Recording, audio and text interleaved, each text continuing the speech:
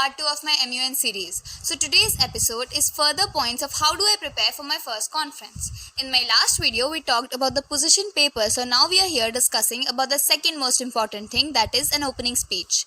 The opening speech typically lasts for about 1 minute or 1 minute and 30 seconds, and it is the very first speech you give to the committee. It is the best opportunity for you to explain your country's policy and the key sub-issues you would like the committee to focus on. GSLs are the main way for a country to determine who they want to work with, so it's important to prepare a speech that conveys this. There are many tips and strategies on how to deliver an opening speech, but use your position paper as a guide when you are starting out. The most important action is to just be brave and make your first speech.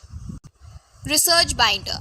Research binders are optional but highly recommended, especially since many conferences do not allow the use of technology in committee.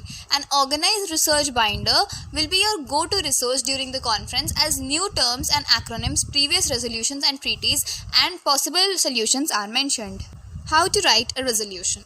Delegates write a document called a resolution in the committee along with other countries that they will be working with. It's important to know the resolution format and phrases, but most conferences do not allow pre-written resolutions since they want countries to collaborate together during the committee. Country profile.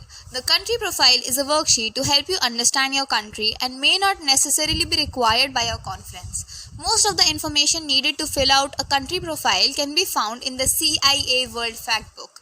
If required, country profiles are usually due at the same time as the position paper. Knowledge is power, but action gets things done. So there is a real fun MUN link in my description box. Do let me know if you want to join it. Also, please hit the like and subscribe button to motivate me make my next video.